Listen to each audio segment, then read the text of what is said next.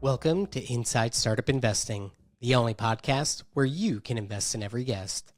On this episode, I will be speaking with the CEO of PLNT Burger, Chris Treloar. PLNT Burger is on a path to build an all-vegan fast food giant. And with over $10 million in yearly sales and a growing base of Whole Foods fast food locales, PLNT Burger is well on their way to building a new age model of what fast food could look like. A few things that stood out to me about PLNT Burger were first, the CEO, Christopher, is actually not the founder. And I think this is an important point to highlight. You see, not every founder is built to take their business from idea to IPO. Finding a company where the founder knew enough to bring in a seasoned restaurant executive actually shows a level of maturity and professionalism that I think helped de-risk this investment and its future path. Second, PLNT Burger has put in place a sustainable path to grow its footprint by partnering with Whole Foods to pop up locations in many of its stores in certain locales, reducing the cost to stand up these new locations while also providing favorable economics for the company.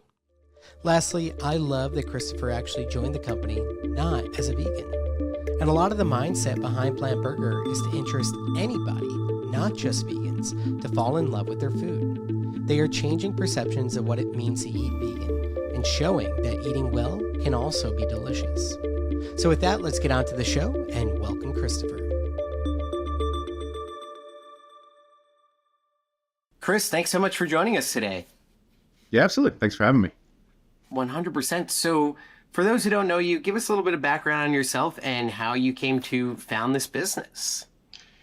Yeah, so I actually didn't find the business. I got appointed the CEO a little over a year ago in November, but my background goes all the way back to I worked at a place called Nifty 50s when I was 18 years old.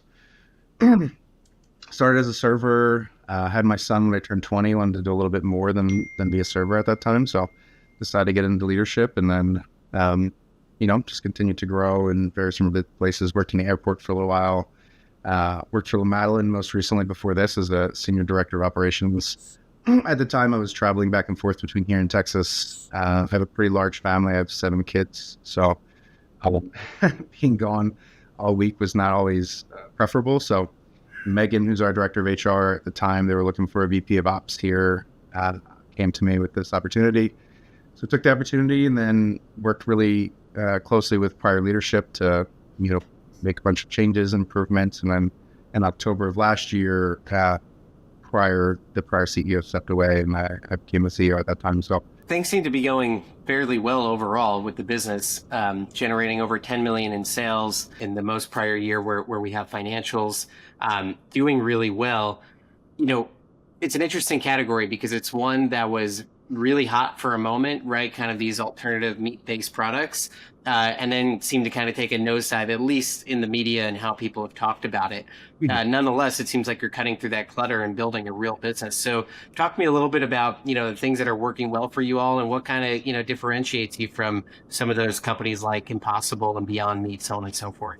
I think COVID had a huge impact on the way business is a business. I mean, I think pre-COVID, losing money, had a lot of appetite for, especially in the restaurant business or the CPG business. I think COVID changed a lot of that for people, and it's not as easy to go out and find money anymore. We like that ourselves, well over a year ago, that the appetite for, not having profitable business and for just kind of going out and saving other people's cash to fund your business was just not as easy anymore. And I think what you're seeing now is that you're seeing that businesses that we're still kind of operating in that old model where, losing money and continuing to go out to raise more money just doesn't work anymore. So I don't know that there's a change in people's appetite for the product, or that there's, less people concerned about their diets, or that, there's less vegans than there were 2-3 years ago. I just think you had so many people jump into the space that, it just couldn't support all of them. And what I think we're finding is that, our sales continue to grow year over year. We haven't had any decline in sales. And, we've done a lot. We partner a lot with Uber, which I think some people tend to shy away from Uber because of the expense of those sales. Whereas with us, being a vegan restaurant, it's tough sometimes to get people to try the product. We learned early on that, you're not going to build a massive company out of, just vegans. You're going to need some of the omnivores, and you're going to need the flexitarians to eat here too.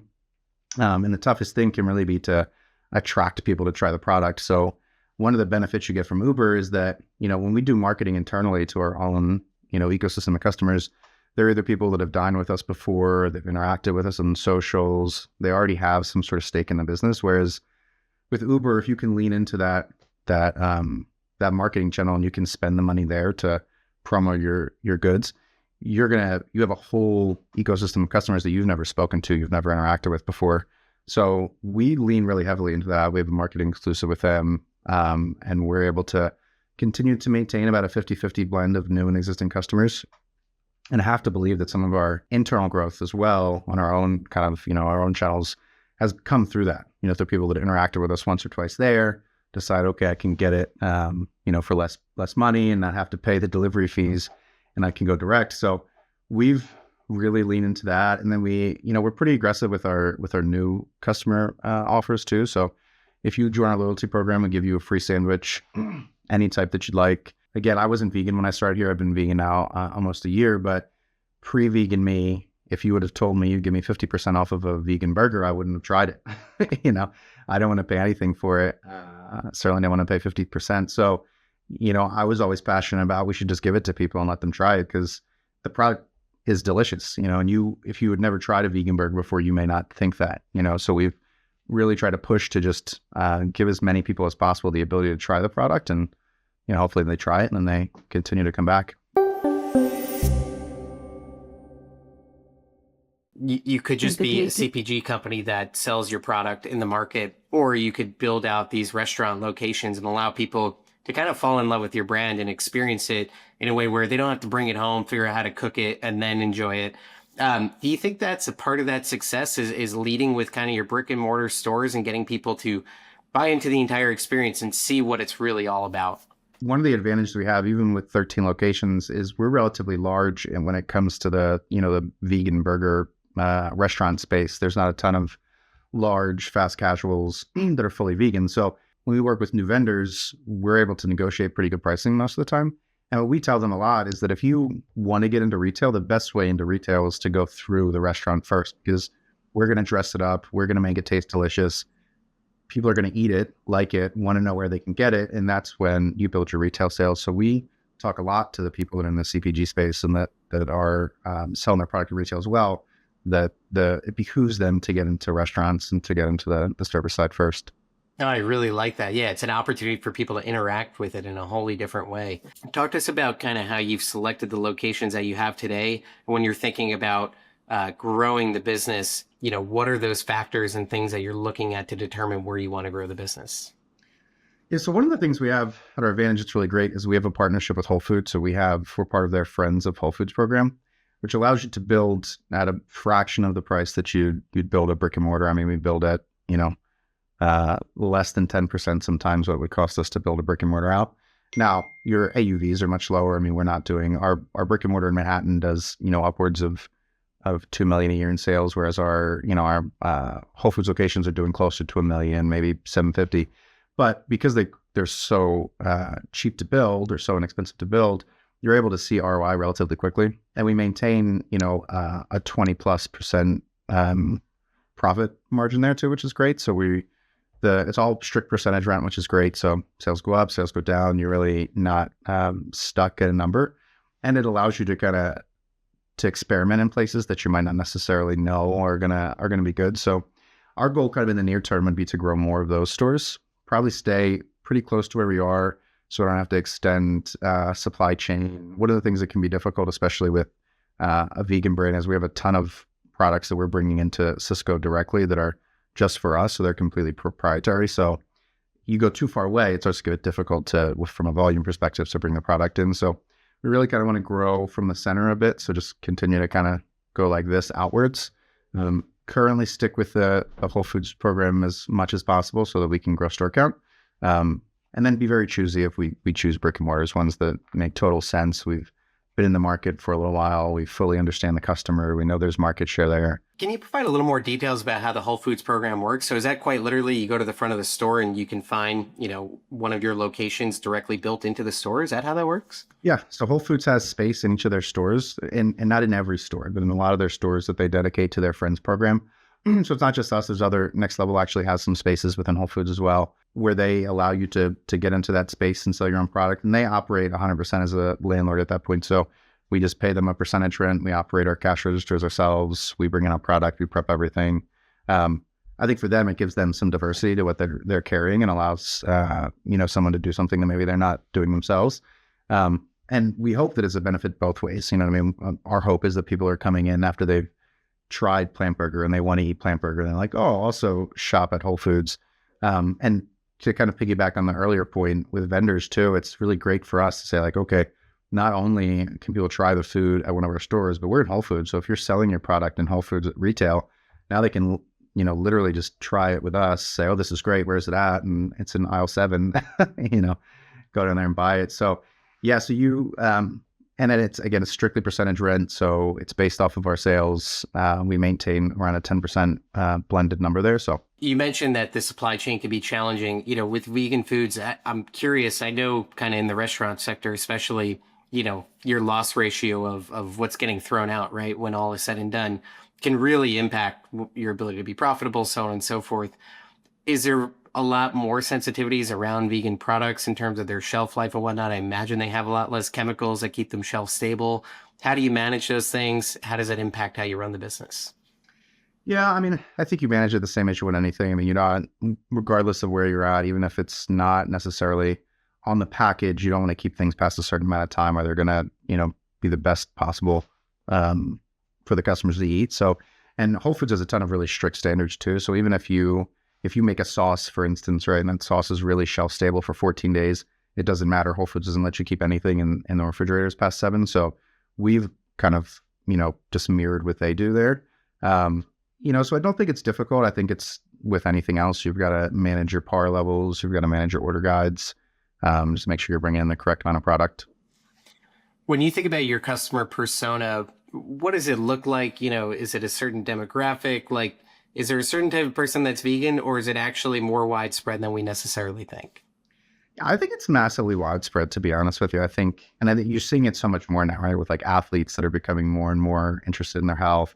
We were actually just speaking to one of our vendors the other day, and I was saying, I think it's so important for us to partner with athletes and to partner with movie stars. And there's so many people now that are interested in their health and the way they look and the way their bodies perform that are finding that having a plant-based diet is better for them. So I think it's very broad. We actually like to say that we're the burger for everyone. Whether you're vegan or you're not vegan, there's options for everywhere. We're kosher and halal as well. So we really hope that, we can be the burger for anyone and everyone, and we can kind of go anywhere and be successful.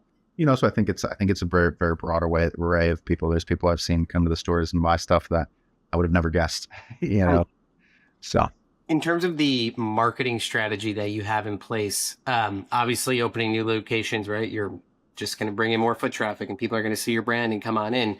But what are you layering on top to get those people to come on into your store and to continue to frequent? Yeah, one thing that we're pretty aggressive with is our in-store demoing. So we do, again, we're in our grocery store, so it's kind of what people are used to seeing anyway. But so we spend about $200 per store per week in demos, where we just have people either standing on the street or people are standing in the store trying the product. Because again, I think the trial piece of our product is so much different. I mean, if you're going to go get pizza, traditional pizza somewhere, you know what it tastes like, you've had it before, you're excited about it, you want to go buy it. Whereas vegan food, I don't think there's a lot of people that have never tried the product and don't want to, first. So together a pretty extensive program where there's a ton of education around it too. So when people try the product, we have all the information that they can read. We talk about the protein content, which are things that people seem to be very concerned about with vegan food.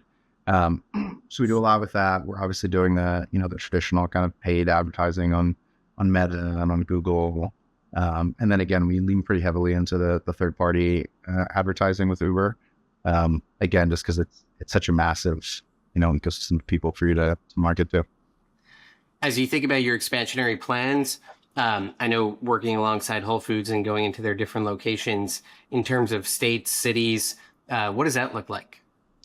Yeah, I mean, I think we still want to stay kind of where we're at. We'd love to get on the outskirts of Manhattan. We had 3 brick and mortars in Manhattan. We actually closed 2 of those. Manhattan is very tough, very expensive, not only to build, but for the rent. But we think there's huge opportunity in Brooklyn, all the areas right around Manhattan. So we'd love to expand outside of Manhattan, New York, continue to expand in Boston and the areas around there, and then continue to expand in the DMV. We don't currently have plans to go anywhere that's too far from that right now. I mean, we'll see. There's people that are talking about Carolina and some other areas. The one advantage to being, again, part of this Friends Whole Food program is that if Whole Foods came to us and said, hey, there's a store in North Carolina that's doing a ton of vegan sales. We really think it'd be great for you. We could go there and experiment with it. And if it doesn't work because you're paying percentage rent, I mean, we don't have a store in our portfolio currently that's not profitable. And they're all different levels of sales. So there's not a ton of risk when you're in that program to go somewhere else and be successful. So for the time being, I think we'll stay close to where we are, but we'll see what the future holds outside of that. When you look at your product lineup, what are some of the kind of best sellers and what do you think kind of differentiates them from other things that are out there on the market? Yeah, I mean, the burgers are obviously the thing, the biggest thing. We sell a ton of burgers. We released our BIG burger, which is just our form of the quarter pounder a few months ago. That's been our biggest seller. And then we just partnered with Tyndall, our chicken sandwich, which is one of our other big sellers. Again, I just think it's the fact that, A, there's no cholesterol in this product. You don't feel as full or bloated when you're done eating it. And I think it surprises people. I mean, I've, again, not being vegan myself up until about a year ago, most of my friends, my family are not vegan. So when they try the food, it's crazy how many of whether it's my children or my aunts or uncles, people that had never had the food before that have tried it, that are now regular customers, because once they've had it, they're like, oh, this is actually really good. and it's better for me physically. I would love to eat it more. So, well, it's interesting. I've definitely experienced that myself with vegan products. And I think it's because in some ways, a lot more care and attention is taken into, adding additional spices and flavors and having to make sure you put a lot of things in, but then it ends up being really, really flavorful and delicious. I've certainly experienced that myself. I know of, a couple of different kind of restaurant chains that are out there. When you look at the competitive landscape of other kind of, vegan, fast casual restaurants out there, who comes to mind? And again, what kind of separates you from the pack? Yeah, I mean, I think, Next Level does a great job. They're very similar story too. They are in Whole Foods and kind of expanded outside of there. Yes, Slutty Vegan. I think Pinky Cold does an amazing job with marketing and building a brand. And there's us. And I think with us, the thing is that we kind of want to be the burger for everyone. You know what I mean? We don't want to be too aggressive one way or the other. We just want to be kind of your bare bones, the thing you feel super comfortable with. For years, people went to McDonald's because it was just what it was. You felt comfortable with it. You knew what you were getting. It was good. The fries were delicious. And you went there forever. We really want to be like that. We want to be that brand that people feel super comfortable. They know what they're going to get. It's very consistent everywhere. It's delicious. And there's, no one that wouldn't want to eat it. I think that's really smart. When you think about the next, 2 years down the line, what does success look like for the business? Yeah, I mean, I think like anything else would be growth, right? We achieved profitability as a company this year, which was really huge for us. So we'll close out the year profitable and comp sales. Obviously, want to continue to do that, even as we grow. I think in the past, both companies have been involved with, and I think the way that people build companies is like, okay, you're going to grow now. Let's hire 30 people and let's grow. And then starts to be this appetite around losing money. We really don't want to be like that. We want to be able to grow and remain profitable. So that when we close out next year or this year in 2025, we still see that. So for me, the success would be we build a few more stores this year. We still operate profitably. We still continue to grow sales at same-store sales. Just continue to go. You think about, some of the things that you've been able to do to get the business to profitability. Where has the focus been? What are the things that are helping you drive there? Obviously, the restaurant business is notoriously hard to be profitable in. What are the things you're doing to kind of maintain your cost structure and really take care of the business? Yeah, I mean, I think it all kinds of starts at the unit level. So the first thing that we did was we continued to educate the team. So I think, at least in my experience, there's a lot of uneasiness around sharing full P&Ls with your store level teams. People are just share the top, don't share the bottom. And when I came aboard, the first thing I noticed was that, no one knew they were losing money. When I first started, every store was losing money and no one knew. I remember sitting down with one of our GMs and he asked for a raise. And so I went through the full P&L with him and I said, listen, I'd love to give you a raise, but are you aware you're losing about $8,000 a month. And we said, no, I had no idea. So that particular general manager is our most profitable store now. And it really took just going through with them, showing them each part of the P&L, spending the time to write schedules, spending the time to go through inventory so they fully understood our inventory worked. And once we really got the team fully understanding, and we did weekly breakdowns of the P&L and weekly breakdowns of inventory, then we started to look at our menus. So then the next thing to do is, their menu items, their cost prohibitive. Are there things that we can do a better job of negotiation? We go directly to the supplier all the time. So we have a deal with Cisco in place that's, our margin, but we negotiate directly with our suppliers. So if we're going to carry Tyndall, if we're going to carry Beyond Meat, if we're going to carry Eclipse, whatever the brand is that we're thinking about moving forward with, we go directly to them and we negotiate a price that's going to come into our back door.